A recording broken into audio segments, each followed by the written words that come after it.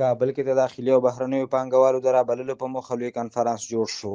صنعت او سوداګرۍ وزارت بهرنیو او کورنیو پانګوالو ته بلنه ورکړه چې افغانستان ته راشي او دلته پانګونه وکړي. مسئولین وویل اوس مهال په افغانستان کې هر ډول پانګونې ته ښه زمینه برابره شوې.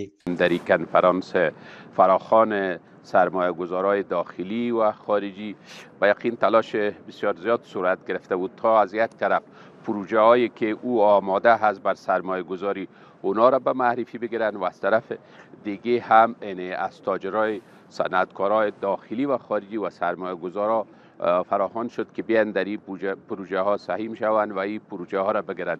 خوبی گپ دهی بود که هم وزارت محترم صنعت و تجارت هم وزارت های سکتوری و وزارت هایی که پروژه ها مربوط اونا میشه کل اونا سهولت ها را اعلان کردن که در دادن پروژه ها ما سهولت ها را ایجاد میکنیم تا سرمایه گذارای داخلی و خارجی بتانند در این پروژه ها اشتراک بکنن و این پروژه را بگیرن.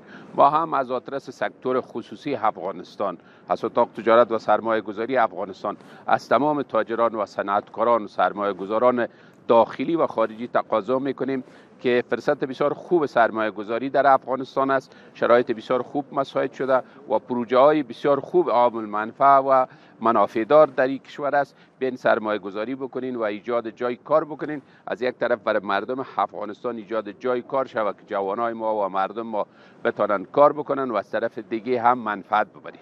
د ریاست الوزرا اقتصادي مرستیال ملا عبدالغني برادر په دغه غونډه کې ویل اسلامي امارت د خصوصي سکتور ملاتړ کوي.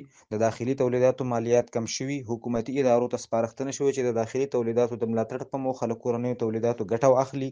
د خصوصي سکتور د ملاتړ صندوق جوړ شوی، بهرنیو او کورنیو پانګوالو ته بیلابیلې اسانتیاوې رامنځته شوي، هغوی د راشي او په افغانستان کې د پانګونه وکړي. د اسلامي امارت موخه دا ده چې په کور دننه او له هیواد څخه بهر افغان صنعتکارانو او پانګوالو په مختلفو سکتورونو کې پانګونې ته وهڅوي چې په مرسته به یې د نورو سکتورونو ترڅنګ صنعت پرمختګ وکړي. هیوادوالو ته په کاري زمینه برابره او د کورني تولید کچه به زیاته شي. د افغانستان اسلامي امارت په استازیتوب د خصوصي سکتور استازي سوداګرو صنعتکارانو پانګوالو ته یو ځل بیا ډاډ ورکوم چې اسلامي امارت به د اړتیا پر مهال هر ډول لازمه همکاري درسره کوي انشاءالله تعالی.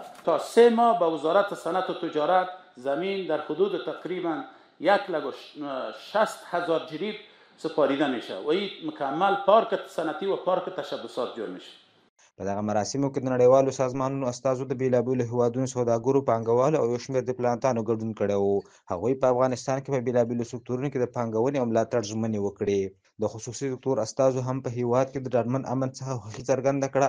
له بهرنیو پانګوالو یې غوښتنه وکړه چې راشي او په افغانستان کې پانګونه وکړي. خصوصي سکتور د هیواد د اقتصادي پرمختګ رغنده فعالیتونه ترسره کړي دي. د افغانستان د یو فرد په حیث د سکتور خصوصي د یو سپینګیري په حیث باندې د ټولو هغه افغانانو نه خواهش کوم چې په خارج کې دي چې خپله سرمایه راوړي، لکه څنګه چې محترم وزیر صاحب د اقتصاد ویل چې هم ثواب او هم خرما، هم خپل وطن آباد شي او هم دلته خلکو ته کار پیدا شي او موږ د احتیاج څخه خلاص شو. اوس د دې فرصت راغلی دی چې بازسازي وشي. موږ تاسو ته د دې تعهد درکوو چې انشاءالله د افغانستان سکتور خصوصي چې څه په وسه باندې پوره هغه به انشاءالله د اسلامي امارت په څنګ کې. د اوبو او انرژۍ وزارت سرپرست ملا عبداللطیف منصور هم د اوبو او برېښنا په برخه کې د پراخو منابعو د شتون یادونه وکړه او له کورنۍ او بهرنیو پانګوالو یې وغوښتل چې په افغانستان کې د لویو او کوچنیو بندونو په جوړولو کې پانګونې وکړي. دوی به ورته هر ډول اسانتیاوې برابرې کړي. زموږ د مطالعاتو زموږ د تخنیکي مطالعاتو په اساس باندې افغانستان له 4 منابعو څخه تقریبا 10,000 میګاواټه برق موږ تولیدولی شو. مثلا که موږ د اوبو نه، موږ د سکرو نه، موږ د ګاز نه او موږ د باد نه استفاده وکړو، هغه سروې او مطالعات چې سوي دي نو 10,000 میګاواټه برق په افغانستان تولید کړي. او هغه ضرورت چې موږ د افغانستان خلک ورته لرو که موږ دا پارچاوي هم ترې لرې کړو هر ولایت ته یې ورسوو برق ولسوالۍ ته یې ورسوو او اطرافو ته یې هم ورسوو زموږ 10,000 میګاواټ ته ضرورت ده د برق بیا هم 100,000 میګاواټه برق به موږ کولی شو همسایه هیوادو ته که څوک یې وغواړي موږ په هغو باندې وپلورو.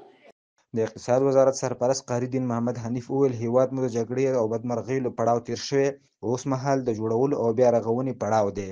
صنعت او صنعتکاري له اسلام او مسلمانانو پیل شوي دي.